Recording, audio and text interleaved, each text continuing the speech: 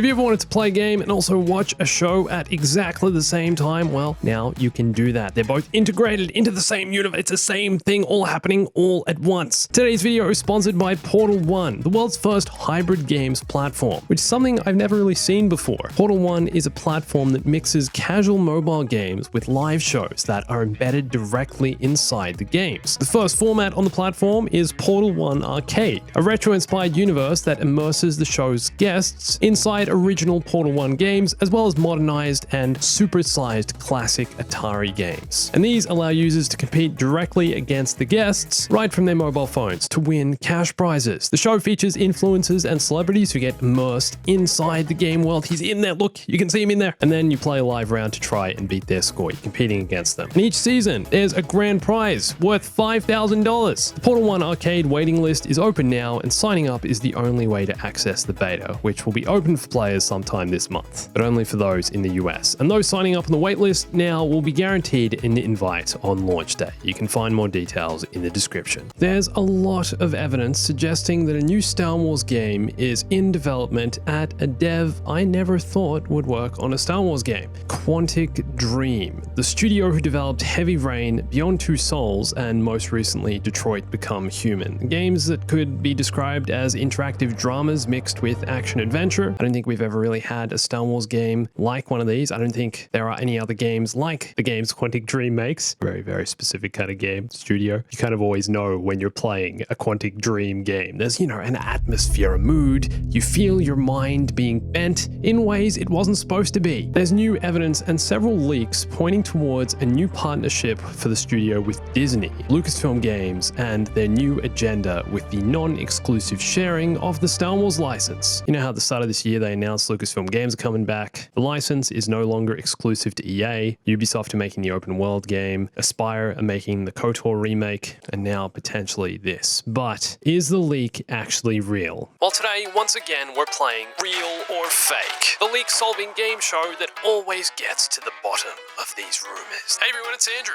Alright, so to start things off, we need to first take a look at where the leak originated. The rumor was first reported by the French YouTuber Gautos on September 16. I'm so sorry if I butchered that pronunciation. My French is a little non-existent. I don't speak French, but based on the translation, Gautos says that they've, Quantic Dream, now finished their contract with Sony and will be signing with Disney. For the past 10 or so years, Quantic Dream have been making games under an exclusive deal with Sony, which means they've been limited to PlayStation exclusives at launch, with PC versions also releasing a little later. A lot of people are saying Quantic Dream are done with exclusive deals and want their games to be available to play on all platforms, and that's part of the reason they're looking for new partners. KOTOR remake, anyone? Hey, Xbox players, how you doing over there? Poor guys. Now, to back up Gautos' report, Tom Henderson, who I'm going to say is what you'd call a reputable leaker. He's a journalist. He's leaked lots of details about previous games that turned out to be true, Battlefield 2042, and a bunch of others. And he tweeted out this image here. This is Daniel, the android from Detroit Become Human, with two lightsabers placed over his face. He posted this to start getting the conversation going, to,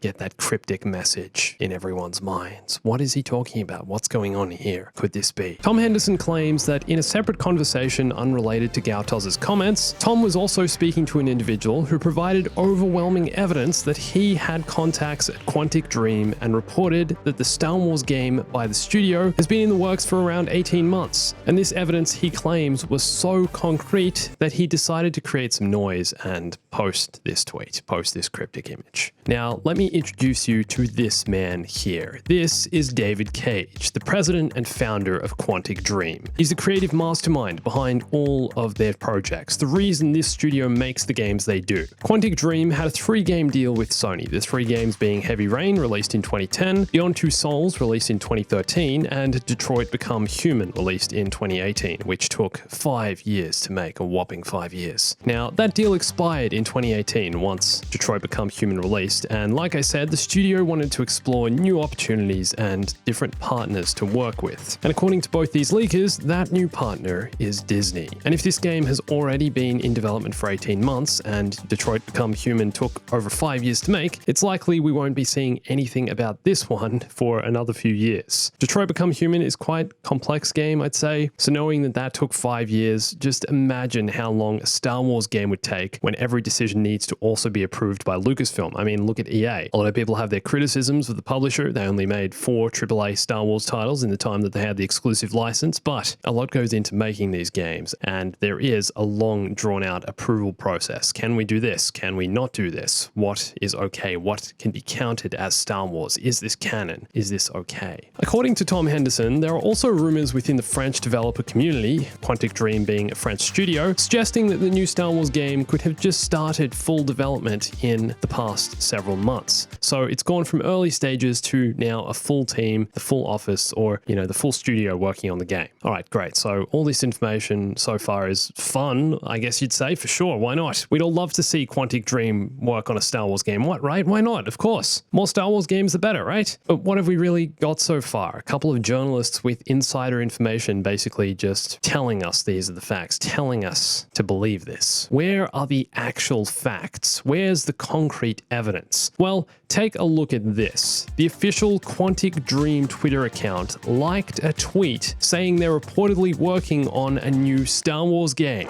What? Are you actually serious? They liked this? They have, of course, unliked the tweet since. Doesn't show up anymore, but come on, this can't be an accident. This is someone trolling us, someone leaking a little bit of information, getting, the pot stirring. To me, this looks like the work of David Cage. The man, the meme, the complicated plot lines. Some people think he's a genius, others a madman. You be the judge. But that's just the thing. David Cage isn't really the type of game developer who you'd think would end up working on a giant franchise-style game. In the past, he's been very vocal about why he makes games: to create new stories, to evoke emotion, and to create new intellectual properties. So working on a Star Wars game goes against his principles, doesn't it? A man who values individual creativity and creating new universes, new IPs, is going to now go and work on one of the largest entertainment franchises to ever exist. What? That doesn't seem to make sense, does it? Unless he's just a total die-hard Star Wars fan deep down, as we all are. And he seriously couldn't pass up this opportunity. Okay, but that's not all. There's another major reason I'm questioning the validity of this leak. Forget about David Cage wanting to partner with Disney. Would Disney even want to partner with David Cage and Quantic Dream? Considering some of the news that came out of the studio a few years ago, there were allegations of a hostile work environment at Quantic Dream. There were allegations of sexism, racism, and the expectation that employees would work additional hours in the lead up to a game's release, what's known in the industry as crunch time. There were also reports of unlawful firings of employees who didn't fit in with studio culture. There's a lot of stuff like this going on at the time. Negative press, there were lawsuits, court cases, and eventually it seems Quantic Dream were cleared of most allegations. David Cage called the allegations ridiculous, absurd, and grotesque. Earlier this year, in a Paris court, as part of the company's ongoing defamation lawsuit against the French publications that put out these accusations, David Cage and his co-CEO made it clear just how damaging the lawsuits had been to their business, tarnishing the reputation they'd spent 20 years building at Quantic Dream. He even stormed out of the courtroom, stamping his feet, angrily, upset, fed up. And all of this was taking place earlier this year and since 2018. So now, if we bring Disney into the picture, they've had a history of distancing themselves from any sort of trouble or controversy, trying to maintain that family-friendly, everyone's a Disney princess kind of vibe, So would Disney even want to get involved with Quantic Dream, David Cage, and all of this other nonsense that's happening? Hey, I mean, maybe they just want to work with more talented creative developers, which Quantic Dream clearly are. Although some say he's a genius, others a madman. But if all this turns out to be true, then it's becoming more and more clear just how much Lucasfilm Games are expanding their roster of upcoming Star Wars games and are diversifying the types of games they're making. Quantic Dream's games are much more focused on cinematic storytelling and interacting with the narrative. They're not your traditional third-person action adventure. They're slower paced, and I guess you could see how this could work in the Star Wars universe. It'd certainly be a very different type of Star Wars game, one we've never really had before, which is where I'd love to bring you guys in. If this turns out to be be legit. What do you think the game will be about? Love to know your thoughts in the comments. Maybe I'll even make a video going through them, some of the ideas for a Quantic Dream Star Wars game. But for now, on today's episode of Real or Fake, I'm marking this one off as plausible. Need to see a bit more evidence first before we can fully say, yes, this is real, but who knows, man. And for more on the latest Star Wars news and Star Wars gaming, you can watch one of these videos here and go check out the Clips channel for daily clips, lots and lots. And follow me on Instagram, Twitter, and join my Discord for the latest Star Wars gaming news, updates, and everything else. And thanks for watching this. My name's Andrew. I'll catch you soon. Stay bombastic.